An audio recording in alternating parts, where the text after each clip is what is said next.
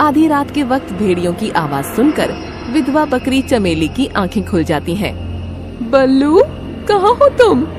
चमेली बकरी डरते हुए अपने झोपड़े से बाहर आती है। ये बच्चे कहाँ चले गए? कहाँ हो तुम बेटा? बल्लू, कहाँ हो तुम? आधी रात में वहाँ चमेली की आवाज सुनने वाला कोई नहीं था। मैंने कितनी बार कहा है रात होने से पहले घर आ जाया करो, लेकिन मेरी सुनता कौन है? अब आधी रात कौन है, कहाँ ढूंढूं? जंगली जानवरों से डरते डरते बकरी अपने बच्चों को ढूंढने लगती है, पर उससे बच्चे नहीं मिलते हैं। देखते ही देखते सुबह हो जाती है। बच्चों को ढूंढते ढूंढते सुबह हो गई, पता नहीं मेरे बच्चे कहाँ होंगे। चमेली बकरी अपने बच्चों की तलाश कर रही थी, तभी वहाँ कई सारे जानवर आ जाते हैं। हिरन, क्या तुमने मेरे बच्चों को कहीं देखा है? नहीं तो क्यों, क्या हुआ? पता नहीं, मेरे बच्चे रात से कहीं चले गए हैं। चमेली, तुम्हें पता है ना, आजकल जंगल के बाहर खूंखार जानवर आते रहते हैं और मासूम जानवर उनका पहला शिकार होता है। कहीं ऐसा तो नहीं कि तुम्हारे बच्चों को उन जानवरों ने मार दिया हो? ऐसा मत कहो भालू भाई। तो अब तुम ही बताओ, वो रात से अब तक घर वापस क्यों नहीं लौटे? भगवान करे मेरे बच्चे सलामत हों।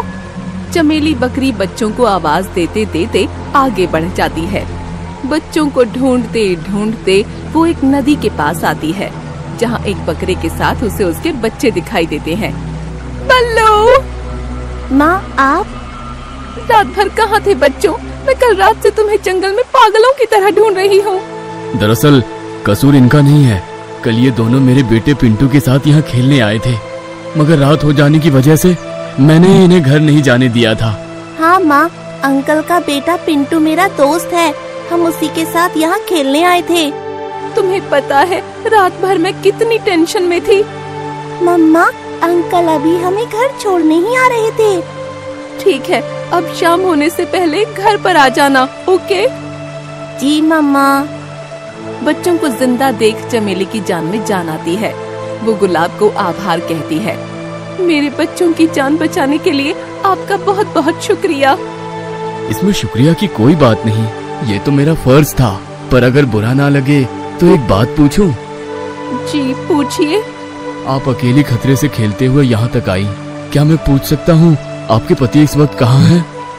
वो अब इस दुनिया में नहीं है। माफ करना, आपको दुखी करना मेरा मकसद नहीं था। चमेली अपने आप को संभालते हुए बोली। चलो बच्चों, सब जाने लगते हैं। तब गुलाब बकरा कहता है, एक बात कहूँ, अगर बच्चे चाहें तो रोज इन्हें यहाँ खेलने आने देना। यहाँ मैं अपने बेटे जैसा ही इनका ख्याल रखूंगा। जी जरूर। अब चमेली के बच्चे हमेशा गुलाब बकरे के बेटे के साथ खेलने के लिए नदी किनारे पर आते थे, और हर बार चमेली बकरी भी अपने बच्चों के साथ वहाँ आया करती थी। चमेली बकरी और गुलाब बकरा एक दूसरे को मन ही मन पसंद किया करते थे। एक दिन गुलाब चमेली से कहता है, चमेली जी, एक बात पूछूं? जी पूछिए।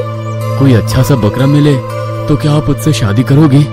इसके बारे में मैंने कभी नहीं सोचा है, मगर आप मुझसे क्यों पूछ रहे हो? दरअसल मैं भी अकेला हूँ, मेरी पत्नी भी भेड़ियों का शिकार बन गई है। ओहो। मैं भी अपने पिंटू के लिए एक अच्छी माँ की तलाश में हूँ। अगर आप चाहो तो हम एक दूसरे का सहारा बन सकते हैं। जब से पिल्लू के पिताजी हमें छोड़कर गए हैं, तब से मैं भी चाहती हूँ कि मेरे बच्चों को पिता का प्यार मिले, पर अब कोई ऐसा मिलता ही नहीं जो मेरे बच्चों का पिता बन सके। अगर तुम चाहो तो मैं तुम्हारी सारी जिम्मेदारी लेने के लिए तैयार हूँ। ये सुनकर चमेली बकरी खामोश हो जाती है। क्या हुआ चमेली जी, आपको मेरी बात बुरी लगी क्या? नहीं नहीं, मुझे थोड़ा सा समय दीजिए, मैं आपको सोचकर जवाब देती हूँ। चमेली बकरी अपने बच्चों के साथ घर चली जाती है।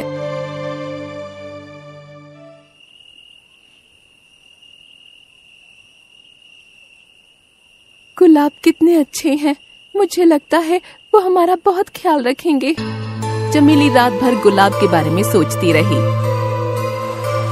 अगले दिन वो गुलाब के पास जाती है। गुलाब जी, क्या मेरे बच्चे आपको पापा कह सकते हैं? ये सुनकर गुलाब खुश हो जाता है। फिर दोनों खुशी खुशी शादी कर लेते हैं। आज से हम सब साथ में रहेंगे। फिर चमेली और उसके बच्चे गुलाब के साथ रहने लगते हैं। अब चमेली के बच्चे गुलाब को पापा कहते हैं और गुलाब का बेटा चमेली को मम्मा कहने लगता है। यूं ही कई महीने बीत जाते हैं।